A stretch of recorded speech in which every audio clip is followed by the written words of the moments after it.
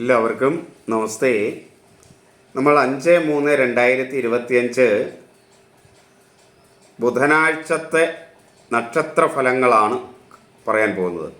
അതിനുമുമ്പ് ഒരു കാര്യം പറയാനുള്ളത്, ഈ 2025 29 ശനിയുടെ മാറ്റമുണ്ട്. ഈ ശനി മാറ്റത്തെക്കുറിച്ച് ഞാൻ അടുത്ത ദിവസം തന്നെ ഡീറ്റെയിൽ ആയിട്ട് വീഡിയോ ചെയ്യുന്നുണ്ട്. നിങ്ങളത് കേൾക്കണം, അത് ഷെയർ ചെയ്യുക, ലൈക്ക് ചെയ്യുകയൊക്കെ ചെയ്യണം. കൂടാതെ ഇത് നിങ്ങൾ എന്തെങ്കിലും ഒരു കമൻറ്റ് ഇതിനകത്ത് ചെയ്യണം. കാരണം നിങ്ങൾക്ക് തുടർച്ചയായിട്ട് കിട്ടണമെങ്കിൽ ഇതിനകത്ത് എന്തെങ്കിലും ഒരു കമൻറ്റ് ചെയ്യണം. അതേപോലെ ഇത് ഷെയർ ചെയ്യുകയും കൂടെയൊക്കെ ചെയ്യുക.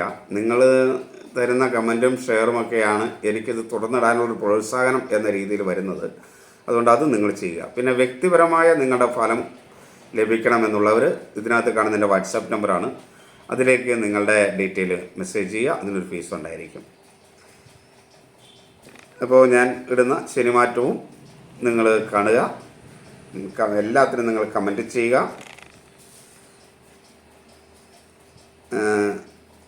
ഇത് രാവിലെ 10 മണിക്കായിരിക്കും നക്ഷത്രഫലം പോസ്റ്റ് ചെയ്യുക.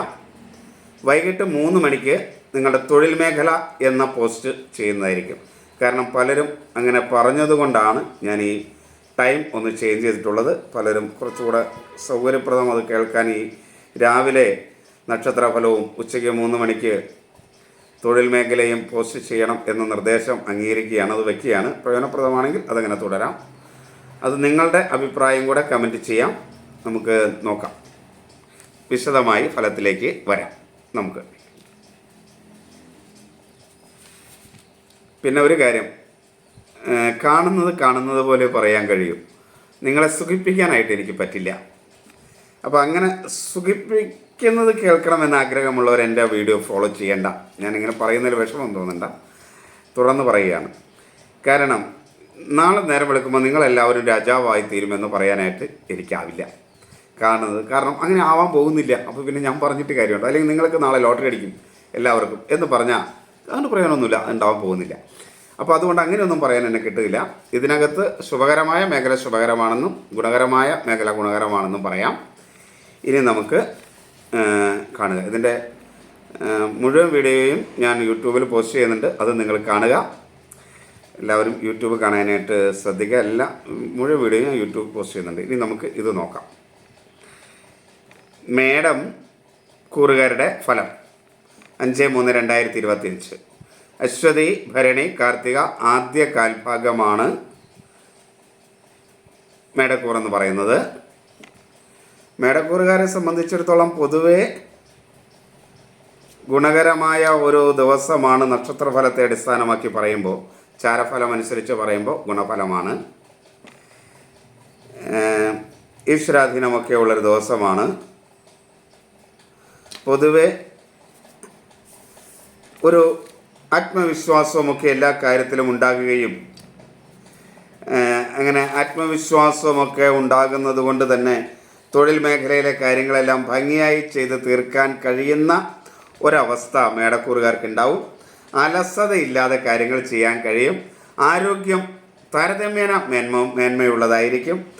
അതേപോലെ അങ്ങനെയാണെങ്കിലും ഈ ബുദ്ധിയും മനസ്സും ഒന്നും വേണ്ട രീതിയിൽ മേടക്കൂറുകാർക്ക് ഈ 5-ാം തീയതി നിൽക്കില്ല. അതുകൊണ്ട് ചെയ്യുന്ന കാര്യങ്ങൾ മറ്റുള്ളവരോടൊന്ന് ആലോചിച്ചിട്ടോ അല്ലെങ്കിൽ ഒന്നുകൂടെ ആലോചിച്ച് ഉറപ്പിച്ചത് ശരിയാണെന്ന് ബോധ്യപ്പെട്ടിട്ടോ മാത്രം ചെയ്യാനായിട്ട് പ്രത്യേകം ശ്രമിക്കണം. മാതൃസ്ഥാനീയർ അനുകൂലമായിരിക്കില്ല. എന്നാൽ പിതൃസ്ഥാനീയർ പൊതുവെ അനുകൂലമായിരിക്കും. മേടൻ രാശിക്കാർക്ക് ചില അംഗീകാരങ്ങളൊക്കെ ചിലപ്പോൾ അവർക്ക് കിട്ടാനുള്ള സാധ്യതയും ഉണ്ട്. അതേപോലെ സഹോദര സ്ഥാനീയർ അനുകൂലമായിരിക്കും. ഭൂമി സംബന്ധമായ കാര്യങ്ങൾ, ശത്രുദോഷമൊന്നും അവർക്ക് കാര്യമായി മേടൻ രാശിക്കാർക്ക് ഇന്ന് ബാധിക്കില്ല. അതേപോലെ വിദ്യാർത്ഥികൾക്ക് ഗുണകരമല്ലാത്ത ഒരു ദിവസമാണ് മേടൻ രാശിക്കാരെ സംബന്ധിച്ചിടത്തോളം. ബന്ധുക്കളും സുഹൃത്തുക്കളും ഇനി കുറച്ച് നാളത്തേക്ക് മേടൻ രാശിക്കാർക്ക് അനുകൂലമായിരിക്കില്ല. ഈ ദിവസം ഒട്ടും അനുകൂലമല്ല. അതേപോലെ വാക്കുകൾ സൂക്ഷിച്ച് ഉപയോഗിക്കാനായിട്ട് മേടൻ രാശിക്കാരെ ശ്രദ്ധിക്കണം. കാരണം വാക്കുകൾ മൂലം ചില കലഹങ്ങളോ പ്രയാസങ്ങളോ ഒക്കെ മേടൻ രാശിക്കാർക്ക് ഉണ്ടാകാനുള്ളൊരു സാധ്യതയുണ്ട്. അതുകൊണ്ട് അത് ശ്രദ്ധിക്കുക.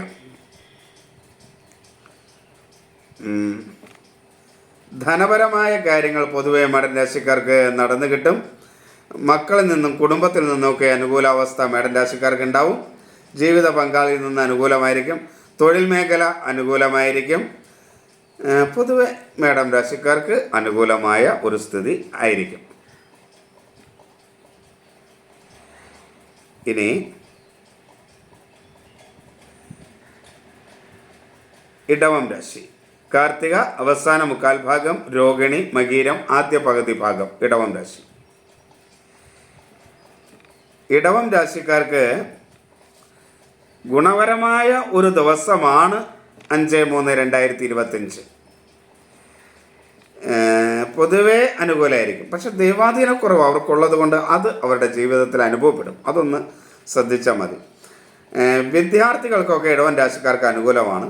ബന്ധുക്കളും സുഹൃത്തുക്കളും അനുകൂലമാണ്. അതേപോലെ വാക്കുകൾ അവർക്ക് നന്നായിട്ട് ഉപയോഗിക്കാൻ കഴിയുന്നതുകൊണ്ട് പലതും അനുകൂലമാക്കി എടുക്കാനായിട്ട് കഴിയും. മനസ്സും ബുദ്ധിയുമൊക്കെ ഇടവൻ രാശിക്കാർക്ക് വേണ്ട രീതിയിൽ പ്രയോഗിക്കാനായിട്ട് കഴിയും. അപ്പോൾ അതുകൊണ്ട് തന്നെ കാര്യങ്ങൾ ഭംഗിയായി ഒന്ന് നിയന്ത്രണ വിധേയമായി കൊണ്ടുപോയാൽ പല ദോഷങ്ങളെയും ഇല്ലാതാക്കാനായിട്ട് കഴിയും. അതുപോലെ ജീവിത പങ്കാളിയിൽ നിന്ന് അനുകൂലമായ സ്ഥിതിയൊക്കെ ഉണ്ടാവും. ചില അംഗീകാരങ്ങളൊക്കെ കിട്ടും. പിതൃസ്ഥാനീയരൊക്കെ അനുകൂലമായിരിക്കും. അതുപോലെ മാതൃസ്ഥാനീയരും അനുകൂലമായിരിക്കും. ധനപരമായ ചില നഷ്ടങ്ങളൊക്കെ ഉണ്ടാകാതിരിക്കാനായിട്ട് ശ്രദ്ധിച്ചാൽ ഇടവം രാശിക്കാർക്ക് ഈ 5/3/2025 ധനപരമായ നഷ്ടങ്ങൾ ഇല്ലാതാക്കാൻ ഒരു പരിധി വരെ കഴിയും. അതുകൊണ്ട് അവർ ശ്രദ്ധിക്കുക. തൊഴിൽ മേഖല അത്ര അനുകൂലമൊന്നുമല്ല. സഹപ്രവർത്തകരിൽ നിന്നും അതുപോലെ മറ്റുള്ളവരിൽ നിന്നൊക്കെ അനുകൂലമല്ലാത്ത സ്ഥിതി ഉണ്ടാവും. സഹോദര സ്ഥാനീയർ അത്ര അനുകൂലമൊന്നുമല്ല. ശത്രുക്കൾ മൂലമുള്ള ദോഷവും ഇടവൻ രാശിക്കാർക്ക് ഉണ്ടാകും. അതുകൊണ്ട് ശ്രദ്ധിക്കണം. ഇത് ജാതകഫലമല്ല കേട്ടോ നിങ്ങളുടെ പറയുന്നത്. അതുകൊണ്ട് നിങ്ങളുടെ ജാതകമൊക്കെ നോക്കിയാലേ കൃത്യമായ ഒരു ഫലവും പരിഹാരവും പറയാൻ കഴിയും. അതുകൊണ്ടാണ് ഞാൻ പരിഹാര കർമ്മങ്ങൾ ഇതിനകത്ത് നിർദ്ദേശിക്കാത്തതിൻ്റെ ഒരു കാരണം. വെറുതെ നിങ്ങളെന്തും അതും ഇതൊക്കെ ചെയ്തിട്ടൊന്നും ഫലം ഉണ്ടാവില്ല. പരിഹാരം കൃത്യമായി ചെയ്യണമെങ്കിൽ ജാതകം പരിശോധിപ്പിക്കുക തന്നെ വേണം. ഇനി മിഥുനം രാശി. മകീരം അവസാന പകുതി ഭാഗം, തിരുവാതിര പുണർദം ആദ്യ കാൽഭാഗം മിഥുനം രാശി. മിഥുനം രാശിക്കാർക്ക് ദൈവാധീനം വളരെ കുറവാണ്. എങ്കിലും വാക്കുകൾ നല്ല രീതിയിൽ ഉപയോഗിക്കാൻ ശ്രമിച്ചാൽ നടക്കും. അതുകൊണ്ടൊരു പരിധി വരെ ദോഷങ്ങൾ തീരും. നന്നായിട്ടൊന്ന് ചിരിച്ച് സംസാരിച്ചാൽ തന്നെ പല പ്രശ്നങ്ങളെയും 50% കുറച്ചെടുക്കാൻ കഴിയും. കുടുംബത്തിലാണെങ്കിലും പുറത്താണെങ്കിലും മിഥുന രാശിക്കാർക്ക് അതിന് കഴിയും. അതുകൊണ്ട് അത് ശ്രദ്ധിക്കുക. പക്ഷെ ബാക്കി കാര്യങ്ങളൊന്നും അനുകൂലമല്ല. ആത്മവിശ്വാസമില്ലായ്മ വളരെ പ്രധാനപ്പെട്ടതായിട്ട് ബാധിക്കും. അലസതയും സംശയവും തൊഴിൽ മേഖലയിൽ വളരെ തടസ്സങ്ങൾ സൃഷ്ടിക്കും. അതേപോലെ സഹോദര സ്ഥാനീയർ അനുകൂലമല്ല. അതിൻ്റെ ഒരു ദോഷം ഉണ്ടാകുകയും ചെയ്യും. അതേപോലെ മനസ്സും ബുദ്ധിയും ഒന്നും വേണ്ട രീതിയിൽ പ്രവർത്തിക്കാത്തതുകൊണ്ട് ചില പ്രയാസങ്ങൾ ഉണ്ടാകും മിഥുനം രാശിക്കാർക്ക്. മാതൃസ്ഥാനീയരും പിതൃസ്ഥാനീയരും ഒന്നും അത്ര അനുകൂലമായിരിക്കില്ല. കുടുംബത്തിൽ പൊതുവെ അത്ര അനുകൂലമൊന്നും ആയിരിക്കില്ല. സുഹൃത്തുക്കൾ അനുകൂലമായിരിക്കില്ല. വലിയ പ്രശ്നങ്ങൾ എന്നാൽ മിഥുന രാശിക്കാർക്ക് സുഹൃത്തുക്കളെ കൊണ്ടുണ്ടാകുകയും ചെയ്യില്ല കേട്ടോ. വലിയ പ്രശ്നങ്ങൾ ഉണ്ടാവുകയില്ല. അത്ര അനുകൂലമല്ല എന്ന് മാത്രമേ ഉള്ളൂ. ബന്ധുജനങ്ങൾ ഒരുമാതിരി അനുകൂലമായിരിക്കും. വാക്ക് അനുകൂലമായിരിക്കും. എന്നാൽ സഹോദര സ്ഥാനീയർ അനുകൂലമല്ല. ശത്രുദോഷം ഉണ്ടാവും. ദൈവാധീനമില്ലാത്തതുകൊണ്ട് സാമ്പത്തികമായ നഷ്ടങ്ങളൊക്കെ ഉണ്ടാകാൻ സാധ്യതയുണ്ട്. മക്കളിൽ നിന്നും ജീവിത പങ്കാളിൽ നിന്നും അനുകൂലമായ സ്ഥിതി ആയിരിക്കില്ല. അതേപോലെ തൊഴിൽ മേഖലയിൽ വളരെ പ്രയാസങ്ങൾ അനുഭവിക്കുകയും ചെയ്യും. ലഹരി പദാർത്ഥങ്ങൾ ഉപയോഗിച്ചുകൊണ്ട് മിഥുനക്കൂറുകാർ ഒരു കാരണവശാലും വീട്ടിലും തൊഴിൽ മേഖലയിലും പോകാതിരിക്കാനായിട്ട് പ്രത്യേകം ശ്രദ്ധിക്കുക. അത് വളരെ ശ്രദ്ധിക്കേണ്ടതാണ് മിഥുനക്കൂറുകാർ. ഇനി കർക്കിടകം. പുണർദം അവസാന കാൽഭാഗം, പൂയം ആയില്യം. കർക്കിടകക്കൂറുകാർക്ക് പൊതുവെ ദൈവാധീനമൊക്കെ ഉള്ളതാണ്. ഒരു ഗുണദോഷ സമ്മിശ്രമായ അവസ്ഥയായിരിക്കും അവർക്ക് പൊതുവെ ഉണ്ടാകുക. അവർക്ക് ആത്മവിശ്വാസക്കുറവ് അനുഭവപ്പെടും. അലസത മൂലം പല കാര്യങ്ങളും മാറ്റി വയ്ക്കാതിരിക്കാൻ പ്രത്യേകം ശ്രദ്ധിക്കണം. മനസ്സും ബുദ്ധിയൊക്കെ വേണ്ട രീതിയിൽ പ്രവർത്തിക്കുമെന്നുള്ളത് കൊണ്ട് പല കാര്യങ്ങളും വേണ്ടതുപോലെ ചെയ്യാൻ കഴിയും. പക്ഷെ അലസത ശ്രദ്ധിക്കേണ്ട ഒരു കാര്യമാണ്. മാതൃസ്ഥാനീയർ പൊതുവെ കർക്കിടകക്കാർക്ക് അനുകൂലമായിരിക്കും. എന്നാൽ പിതൃസ്ഥാനീയർ അത്ര അനുകൂലമല്ല. ചില അംഗീകാരങ്ങളൊക്കെ കിട്ടേണ്ടതാണ്. പക്ഷേ ഒരു അഭിനന്ദനം, തനിക്ക് കിട്ടേണ്ട അഭിനന്ദനങ്ങൾ വേറെ ആരെങ്കിലും കൊണ്ടുപോകേണ്ടത് ചിലപ്പോൾ കർക്കിടകക്കൂറുകാർ നോക്കിയിരിക്കേണ്ടി വരും. അങ്ങനെ ഒരു പ്രശ്നമുണ്ട്. ദൈവാധീനം വളരെ കുറവാണ്. അതുകൊണ്ട് തന്നെ സാമ്പത്തികമായ ചില നഷ്ടങ്ങളുണ്ടാവും. തൊഴിൽ മേഖലയിലും വളരെ പ്രയാസങ്ങളും ബുദ്ധിമുട്ടുകളുമൊക്കെ ഉണ്ടാകും. ഈ കർക്കിടകക്കൂറുകാരും ശ്രദ്ധിക്കണം. ഈ വിദ്യാർത്ഥികൾക്കൊന്നും അവർക്ക് അനുകൂലമല്ല, ബന്ധുക്കളും സുഹൃത്തുക്കളും അനുകൂലമല്ല. അതുകൊണ്ട് അതൊക്കെ ഒന്ന് ശ്രദ്ധിക്കുന്നത് നന്നായിരിക്കും. അപ്പോൾ പൊതുവെ ഒന്ന് ശ്രദ്ധിച്ച് കർക്കിടകക്കൂറ് പോയാൽ അവരുടെ കർക്കിടകക്കൂറുകാർക്ക് പൊതുവെ ഒരു ഗുണദോഷ സമ്മിശ്രമായ അവസ്ഥയിലേക്ക് എത്തിക്കാൻ കഴിയും. ഇനി ചിങ്ങം, മകം, പൂരം, ഉത്രം ആദ്യ കാൽഭാഗം ചിങ്ങക്കൂറ്. ചിങ്ങക്കൂറുകാർക്ക് ഗുണദോഷ സമ്മിശ്രമായ ഒരു ദിവസമാണ്. അവരെ സംബന്ധിച്ചിടത്തോളം സഹോദര സ്ഥാനീയർക്ക് അനുകൂലമായിരിക്കും, ആരോഗ്യവും അനുകൂലമായിരിക്കും, വലിയ ശത്രുദോഷമൊന്നും ഇല്ലാതെ കടന്നു പോകാനായിട്ട് കഴിയും. ജീവിത പങ്കാളിയിൽ നിന്ന് അനുകൂലമായ നിലപാടുകൾ ഉണ്ടാവും. അതുപോലെ വിദ്യാർത്ഥികൾക്ക് അനുകൂലമാണ്, ബന്ധുക്കളും സുഹൃത്തുക്കളും ഒക്കെ അനുകൂലമായിരിക്കും. ചിങ്ങൻ രാശിക്കാർക്ക് നന്നായി സംസാരിക്കാൻ കഴിയും അവർക്കും, ചിങ്ങൻ രാശിക്കാർക്കും. കാരണം ഈ രാശി പ്രകാരം അതിന് അനുകൂലമായതുകൊണ്ട് പല പ്രശ്നങ്ങളും അതുകൊണ്ട് പരിഹരിക്കാൻ കഴിയും. എന്നാൽ അതുപോലെ മനസ്സും ബുദ്ധിയും ചിങ്ങൻ രാശിക്കാർക്ക് പൊതുവെ അനുകൂലമായിരിക്കും. മാതൃസ്ഥാനീയർ അനുകൂലമായിരിക്കും. ഈ മനസ്സും ബുദ്ധിയും തന്നെ അനുകൂലമായി വന്നാൽ, വാക്കുകളും അനുകൂലമായി വന്നാൽ പല പ്രശ്നങ്ങളും പരിഹരിക്കാം. ചിങ്ങക്കൂറുകാർക്ക് അങ്ങനെയുള്ളൊരു ദോഷം ആയതുകൊണ്ട് ശ്രദ്ധിച്ചാൽ പല കാര്യങ്ങളും പരിഹരിക്കാൻ കഴിയും. എന്നാൽ ആത്മവിശ്വാസക്കുറവും സംശയവും മൂലം പല പ്രയാസങ്ങളും എല്ലാ മേഖലയിലും ഉണ്ടാകും. ദൈവാധീന കുറവാണ്. അതുകൊണ്ട് ധനപരമായ കാര്യങ്ങളൊക്കെ ശ്രദ്ധിച്ച് കൈകാര്യം ചെയ്യണം. തൊഴിൽ മേഖലയിൽ അനുകൂലമല്ല. ലഹരി പദാർത്ഥങ്ങൾ ഉപയോഗിക്കുന്നവർ തൊഴിൽ മേഖലയിലേക്ക് അതും കഴിച്ചുകൊണ്ട് പോകാതിരിക്കാൻ പ്രത്യേകം ശ്രദ്ധിക്കുക. പൊതുവെ തൊഴിൽ മേഖല നിങ്ങൾക്ക് പ്രയാസകരമാണ്. അതുകൊണ്ട് ഇനി കന്നിക്കൂറ്, ഉത്രം അവസാന മുക്കാൽ ഭാഗം, അത്തം ചിത്ര ആദ്യ പകുതി ഭാഗം. കന്നിക്കൂറുകാർക്ക് ഈ 5-ാം തീയതി ദൈവാധീനമുള്ളൊരു ദിവസമാണ്. എങ്കിലും അവർക്ക് മനസ്സ് വേണ്ട രീതിയിൽ പ്രയോഗിക്കാൻ കഴിയില്ല, ബുദ്ധിയും അത്ര വേണ്ട രീതിയിലായിരിക്കില്ല. അങ്ങനെ ഉള്ളത് കൊണ്ട് തന്നെ പല കാര്യങ്ങളും വേണ്ടതുപോലെ ചെയ്യാൻ കഴിയില്ല. എല്ലാ കാര്യങ്ങളും ചെയ്തിട്ട് കാര്യമില്ലല്ലോ, ചെയ്യണത് വേണ്ടതുപോലെ ചെയ്താലാണല്ലോ അതിൻ്റെ ഫലം കിട്ടുകയുള്ളൂ. അപ്പോൾ വേണ്ടതുപോലെ ചെയ്യാൻ കഴിയാത്തതിൻ്റെ ഒരു പ്രശ്നം ഉണ്ടാവും. അതുപോലെ ദൈവാധീന കുറവാണ്, ദൈവാധീനമുണ്ട് അവർക്ക്. അതുകൊണ്ട് ദൈവാധീനമുള്ളത് കൊണ്ട് പൊതുവെ സാമ്പത്തികമായ കാര്യങ്ങളൊക്കെ അനുകൂലമായിരിക്കും, മക്കളിൽ നിന്ന് അനുകൂലമായിരിക്കും, തൊഴിൽ മേഖല അനുകൂലമാണ്. ചില അംഗീകാരങ്ങളൊക്കെ അവർക്ക് കിട്ടും. പിതൃസ്ഥാനീയരിൽ നിന്നൊക്കെ അവർക്ക് അനുകൂലമായ നിലപാടുണ്ടാവും. എന്നാൽ മാതൃസ്ഥാനീയർ അവർക്ക് കന്നിക്കൂറുകാർക്ക് അനുകൂലമല്ല, സഹോദര സ്ഥാനീയർ അനുകൂലമല്ല. ശത്രുക്കൾ മൂലമുള്ള ദോഷമുണ്ടാകും. ജീവിത പങ്കാളിയിൽ നിന്ന് മനസ്സിന് വിഷമകരമായ അവസ്ഥയുണ്ടാവും. വാക്കുകൾ വളരെ ശ്രദ്ധിച്ച് ഉപയോഗിക്കാൻ ശ്രദ്ധിക്കുക, വീട്ടിലാണെങ്കിലും ആരോടാണെങ്കിലും.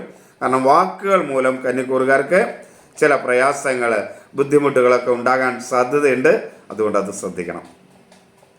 ഇനി തുലാം രാശി, ചിത്ര അവസാന പകുതി ഭാഗം, ചോതി വിശാഖം ആദ്യ മുക്കാൽ ഭാഗം. തുലാം രാശി വളരെ പ്രയാസകരമായ ഒരു ദിവസമാണ് അവർക്ക് 5-ാം തീയതി. എങ്കിലും വാക്കുകൾ അവർ വിചാരിച്ച നല്ല രീതിയിൽ ഉപയോഗിക്കാൻ കഴിയും. മുഖത്ത് നല്ലൊരു പ്രസാദവും വരുത്താൻ തുലാം രാശിക്കാർക്ക് കഴിയും. എങ്കിലും മനസ്സും ബുദ്ധിയും വേണ്ട രീതിയിൽ പ്രവർത്തിക്കാത്തത് കൊണ്ട് പലതും വേണ്ടതുപോലെ ചെയ്യാൻ കഴിയാതെ വരും, തൊഴിൽ രംഗത്ത് പ്രത്യേകിച്ച്. അതുകൊണ്ട് മേലുദ്യോഗസ്ഥരിൽ നിന്നും അതേപോലെ തൻ്റെ സഹപ്രവർത്തകരിൽ നിന്നുമൊക്കെ മനസ്സിന് പ്രയാസകരമായ ചില വാക്കുകളൊക്കെ കേൾക്കേണ്ടി വരും. അത് അവർ പറയുന്നതിൻ്റെ കുഴപ്പമല്ല, ഈ തുലാം രാശിക്കാർ ചെയ്യുന്നതിൻ്റെ കുഴപ്പമാണ്. എങ്കിൽ പോലും മനസ്സ് അസ്വസ്ഥമാകും.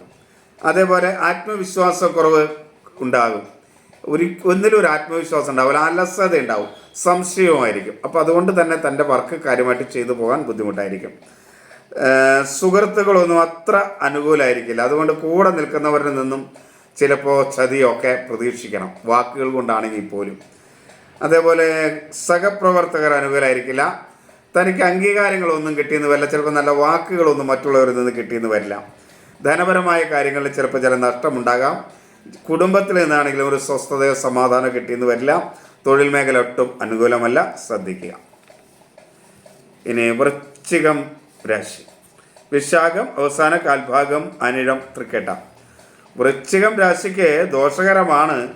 എങ്കിലും മനസ്സും ബുദ്ധിയും വേണ്ട രീതിയിൽ അനുകൂലമാക്കി എടുക്കാൻ കഴിയുന്ന ഒരു ദിവസം ആയതുകൊണ്ട് ഒന്ന് ശ്രദ്ധിച്ചാൽ പലതും ഒരു അഡ്ജസ്റ്റ്മെൻറ്റ് പോകാൻ കഴിയുന്ന ദിവസമാണ് തൊഴിൽ മേഖലയിൽ മൊത്തത്തിൽ. നിങ്ങൾക്ക് ദൈവാധീനം ഉണ്ടല്ലോ, അതുകൊണ്ട് തന്നെ സാമ്പത്തികമായ കാര്യങ്ങൾ നടന്നു കിട്ടും. ജീവിത പങ്കാളിയിൽ നിന്നും മക്കളിൽ നിന്നൊക്കെ അനുകൂലാവസ്ഥയുണ്ട്. അപ്പോൾ ഒരു പിൻബലം പല കാര്യങ്ങൾക്കും കിട്ടും, അതൊരനുകൂലമാണ്. എന്നാൽ സംശയങ്ങൾ മൂലം പല കാര്യങ്ങളും വൃശ്ചിക രാശിക്കാർക്ക് ചെയ്തു തീർക്കാൻ കഴിയില്ല. പൊതുവേ വൃശ്ചിക രാശിക്കാർക്ക് അന്ന് അലസതയായിരിക്കും. അതേപോലെ സഹോദര സ്ഥാനീയരൊന്നും അനുകൂലമല്ല. ശത്രുക്കൾ മൂലം ചില പ്രയാസങ്ങളുണ്ടാവും. തൊഴിൽ മേഖല ഒട്ടും അനുകൂലമല്ല. ലഹരി പദാർത്ഥങ്ങൾ ഉപയോഗിച്ചുകൊണ്ട് വീട്ടിലോ തൊഴിൽ മേഖലയിലോ അന്ന് വൃശ്ചികക്കൂറുകാർ പോകാതിരിക്കാൻ പ്രത്യേകം ശ്രദ്ധിക്കുക. ഇങ്ങനെയൊക്കെ ഞാൻ പറയുമ്പോൾ ഈ ദിവസങ്ങൾ നിങ്ങൾക്ക് പലപ്പോഴും ദോഷകരമാകും എന്നുള്ളത് കൊണ്ടാണ് ഇങ്ങനെ എടുത്തു പറയുന്നത് ചില കാര്യങ്ങൾ. അപ്പം അത് ശ്രദ്ധിക്കുക. വാക്കുകൾ വൃശ്ചികക്കൂറുകാർക്ക് അനുകൂലമല്ല. അതുകൊണ്ട് വാക്കുകൾ മൂലം ചില ദോഷങ്ങളൊക്കെ ഉണ്ടാകാം. അത് ഉണ്ടാകാതിരിക്കാനായിട്ട് പ്രത്യേകം ശ്രദ്ധിക്കുക. ബന്ധുജനങ്ങളും സുഹൃത്തുക്കളും ഒന്നും അത്ര അനുകൂലമായിരിക്കില്ല വൃശ്ചികക്കാർക്കെന്ന് കൂടെ അവർ മനസ്സിലാക്കുക. ധനുരാശി. മൂലം, പൂരാടം, ഉത്രാടം ആദ്യ കാൽഭാഗം. ധനുരാശിക്ക് ശുഭകരമായ ദിവസമാണ്. കുറച്ച് നാൾ അനുകൂലമല്ലായിരുന്നു എങ്കിലും 5-ാം തീയതി പൊതുവെ ശുഭകരമായൊരു ദിവസമാണ്. ദൈവാധീനം കുറവാണെങ്കിൽ പോലും ശുഭകരമാണ്. ധനപരമായ ചില നഷ്ടങ്ങളൊക്കെ ഉണ്ടാവും. മക്കളിൽ നിന്നൊക്കെ ചില അനുകൂലമായ അവസ്ഥ ഉണ്ടാവില്ല. എങ്കിലും ജീവിത പങ്കാളിയിൽ നിന്ന് പൊതുവെ അനുകൂലമായൊരു സ്ഥിതി ഉണ്ടാവും. തൊഴിൽ രംഗത്ത് സഹപ്രവർത്തകർ അനുകൂലമായിട്ടൊക്കെ നിൽക്കും. തൊഴിൽ മേഖല തൊഴിലാളികളൊക്കെ അനുകൂലമായിരിക്കും. ഒരാത്മവിശ്വാസമുള്ളത് കൊണ്ട് എല്ലാ കാര്യങ്ങളും ഭംഗിയായി ചെയ്യാൻ കഴിയും. പക്ഷേ ആത്മവിശ്വാസം മൂലം എടുത്തു ചാടി അപകടം ഉണ്ടാക്കാതിരിക്കാൻ ധനുക്കൂറുകാർ പ്രത്യേകം ശ്രദ്ധിക്കണം. വാക്കുകൾ അനുകൂലമായിട്ട് പ്രകടിപ്പിക്കാനായിട്ട് കഴിയും. അതുകൊണ്ട് അതും ധനുക്കൂറുകാർക്ക് പൊതുവെ മേന്മയാണ്. മുഖത്ത് നല്ല പ്രസാദത്തോടു കൂടി കാര്യങ്ങൾ പറയാൻ കഴിയും. മനസ്സും ബുദ്ധിയും അനുകൂലമായി ഇരിക്കും. അതുകൊണ്ട് കാര്യങ്ങൾ നേടിയെടുക്കാനൊക്കെ ആയിട്ട് അവർക്ക് കഴിയും. എന്നാൽ സഹോദര സ്ഥാനീയർ അനുകൂലമല്ല. ശത്രുദോഷം മൂലം പല പ്രശ്നങ്ങളും ഉണ്ടാകും. ദൈവാധീനവുമില്ല. മക്കൾ അത്ര അനുകൂലമായിരിക്കില്ല. ലഹരി പദാർത്ഥങ്ങൾ ഉപയോഗിക്കാതിരിക്കാൻ അന്ന് പ്രത്യേകം ധനുക്കൂറുകാർ ശ്രദ്ധിക്കണം. ഇനി മകരം. ഉത്രാടം അവസാന മുക്കാൽ ഭാഗം, തിരുവോണം അവിട്ടം ആദ്യ പകുതി ഭാഗം. മകരം രാശിക്ക് ഗുണദോഷ സമ്മിശ്രമായ ഒരു ദിവസമാണ്. വേണ്ട രീതിയിൽ മനസ്സ് മകരം രാശിക്കാരുടെ പ്രവർത്തിക്കില്ല. മനസ്സ് അനുകൂലം അല്ലെങ്കിൽ ബുദ്ധിയും അനുകൂലമായിരിക്കില്ല. അവ രണ്ടും സംയോജിച്ച് നിൽക്കേണ്ടതാണ്. അപ്പോൾ അതുകൊണ്ട് അവ അനുകൂലമല്ലാത്തത് കൊണ്ട് ചില പ്രശ്നങ്ങളൊക്കെ ഉണ്ടാവും. വാക്കുകൾ അതുകൊണ്ട് സൂക്ഷിച്ച് ഉപയോഗിക്കണം. എടുത്ത് ചാടാതിരിക്കാൻ പ്രത്യേകം ശ്രദ്ധിക്കണം. മിണ്ടാതിരുന്നോ കുഴപ്പമില്ല പരമാവധി. വ്യാഴം ദൈവാധീനമുണ്ട്. മക്കളിൽ നിന്ന് അനുകൂലമായ സ്ഥിതിയൊക്കെ ഉണ്ടാവും. ധനപരമായ ചില നേട്ടങ്ങൾ അന്നുണ്ടാവും. ജീവിത പങ്കാളിൽ നിന്ന് അനുകൂലമായ അവസ്ഥയുണ്ടാവും. സഹോദര സ്ഥാനീയർ അനുകൂലമായിരിക്കും. ശത്രുദോഷമൊന്നും വലിയ കാര്യമായിട്ട് മകരം രാശിക്കാർക്ക് അന്നുണ്ടാവില്ല. പക്ഷേ ആത്മവിശ്വാസക്കുറവും അലസതയും ആരോഗ്യ പ്രശ്നങ്ങളും മകരക്കാർക്ക് വളരെ മോശമാണ്. മകരക്കാർക്ക്, ധനുക്കാർക്കല്ല കേട്ടോ, മകരക്കാർക്ക്. ഞാൻ ഇടയ്ക്ക് ധനു എന്ന് പറഞ്ഞോ എന്നൊരു സംശയം, അതുകൊണ്ട് എടുത്ത് പറഞ്ഞതാണ്. മകരക്കാർക്ക് അതേപോലെ തൊഴിൽ മേഖല അത്ര മേന്മയുള്ളതായിരിക്കില്ല. ആത്മവിശ്വാസക്കുറവൊക്കെ ഉള്ളതുകൊണ്ട് സഹപ്രവർത്തകർ അത്ര അനുകൂലമായിരിക്കില്ല. സുഹൃത്തുക്കളും ബന്ധുക്കളും ഒന്നും അനുകൂലമായിരിക്കില്ല. ഇത്രയും കാര്യങ്ങൾ ശ്രദ്ധിച്ച് മുന്നോട്ട് പോയാൽ മതി. വാക്കുകൾ അനുകൂലമല്ല എന്നുള്ളതുകൊണ്ട് അത് പ്രത്യേകം ശ്രദ്ധിച്ചാൽ തന്നെ മകരക്കൂറുകാർക്ക് ഒരു പരിധി വരെ ഗുണകരമായിട്ട് നിൽക്കാം. ഇനി കുംഭം രാശി. അവിട്ടം അവസാന പകുതി ഭാഗം, ചതയം പൂരുരുട്ടാതി ആദ്യ മുക്കാൽ ഭാഗം. കുംഭം രാശിക്ക് പൊതുവേ അനുകൂലമല്ല. ദൈവാധീനം തീരെയില്ല. എങ്കിലും ജീവിത പങ്കാളിയിൽ നിന്ന് ചില അനുകൂലാവസ്ഥയൊക്കെ ഉണ്ടാവും.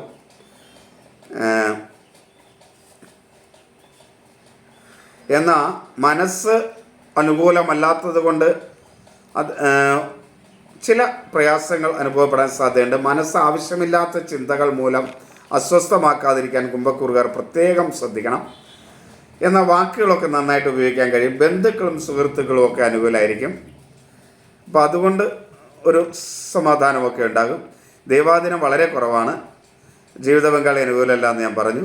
ധനപരമായ നഷ്ടങ്ങളുണ്ടാവും. തൊഴിൽ മേഖല ഒട്ടും അനുകൂലമല്ല. സഹപ്രവർത്തകർ മറ്റുള്ളവരുമൊക്കെ അനുകൂലമല്ലാത്ത അവസ്ഥയുണ്ടാവും. അതേപോലെ ലഹരി പദാർത്ഥങ്ങൾ കുംഭം രാശിക്കാർ പരമാവധി അന്ന് ഉപയോഗിക്കാതിരിക്കാനായിട്ട് ശ്രദ്ധിക്കണം. സഹോദര സ്ഥാനീയർ അനുകൂലമല്ല. അതേപോലെ മാതൃസ്ഥാനീയർ, പിതൃസ്ഥാനീയർ ഇതൊന്നും അനുകൂലമല്ല. അംഗീകാരങ്ങളൊക്കെ നഷ്ടപ്പെടുന്നത് ചിലപ്പോൾ കാണേണ്ടി വരും. ധനപരമായ ചില നഷ്ടങ്ങളുണ്ടാകും. സഹോദര സ്ഥാനീയർ അനുകൂലമല്ല. ശത്രുക്കൾ മൂലമുള്ള ദോഷം കുംഭക്കൂറുകാർക്ക് അനുഭവപ്പെടും. ഇതൊക്കെ ശ്രദ്ധിച്ച് മുന്നോട്ട് പോവുക. മീനം. പൂരുരുട്ടാതി അവസാന കാൽഭാഗം, ഉത്രട്ടാതി രേവതി. ഒട്ടും അനുകൂലമല്ല കേട്ടോ. ജീവിത പങ്കാളിയിൽ നിന്ന് ചില അനുകൂലമായ അവസ്ഥകളൊക്കെ ഉണ്ടാകുമെന്നൊഴികെ ബാക്കി കാര്യങ്ങളൊക്കെ അനുകൂലമല്ല. വാക്കുകൾ വളരെ പ്രത്യേകം ശ്രദ്ധിക്കണം മീനക്കൂറുകാർ. ആവശ്യമില്ലാത്ത വാക്കുകൾ വായിൽ നിന്ന് വീണു പോയാൽ പിന്നെ അത് തിരിച്ചെടുക്കാൻ പറ്റില്ല. അത് ജീവിതത്തിൽ വളരെ പ്രയാസം 5-ാം തീയതി ദിവസം ഉണ്ടാകും. ആ ദിവസം മാത്രമല്ല, അന്ന് ഉപയോഗിക്കുന്ന വാക്കുകൾ മൂലം പിന്നെയും അതിന് അനന്തര ഫലങ്ങൾ ഉണ്ടാകാൻ സാധ്യതയുണ്ട്. അതുകൊണ്ട് മീനരാശിക്കാർ വളരെയധികം ശ്രദ്ധിച്ച് വാക്ക് ഉപയോഗിക്കുക. ദൈവാധീനം വളരെ കുറവാണ്. മക്കളുമൊക്കെ ആയിട്ട് ചില അഭിപ്രായ വ്യത്യാസങ്ങളുണ്ടാവും. തൊഴിൽ മേഖലയിൽ ഒരു സ്വസ്ഥതയോ സമാധാനമോ ഉണ്ടാവില്ല. ആഗ്രഹിച്ച പോലെ ഒന്നും തൊഴിൽ മുന്നോട്ട് കൊണ്ടുപോകാൻ കഴിയില്ല. അലസത ഒരു പ്രധാന വിഷയമാണ്. ആരോഗ്യ പ്രശ്നങ്ങളുണ്ടാകും. സഹോദര സ്ഥാനീയരൊന്നും അനുകൂലമല്ല. അംഗീകാരങ്ങളൊന്നും മറ്റുള്ളവരിൽ നിന്ന് കിട്ടിയെന്നിരിക്കില്ല. ഇത് ആകെ മീനം രാശിക്കാർക്ക് അത്ര ഗുണകരമൊന്നുമല്ല. പൊതുവേ പറഞ്ഞാൽ മിഥുനം, തുലാം, കുംഭം, മീനം രാശിക്കാർക്ക് കഠിന ദോഷമുള്ളതാണ്. അതുകൊണ്ട് ഈ ദിവസം ഈ രാശിക്കാർ പ്രത്യേകം ശ്രദ്ധിക്കണം. ഇതിൽ ആദ്യം പറഞ്ഞതുപോലെ ദോഷമുള്ളവരും കഠിന ദോഷമുള്ളവരൊക്കെ ഒന്ന് പ്രത്യേകം ശ്രദ്ധിച്ച് മുന്നോട്ട് പോവുക. എല്ലാവരെയും ഈശ്വരൻ അനുഗ്രഹിക്കട്ടെ എന്ന് പ്രാർത്ഥിക്കുന്നു. എല്ലാവർക്കും നമസ്തേ.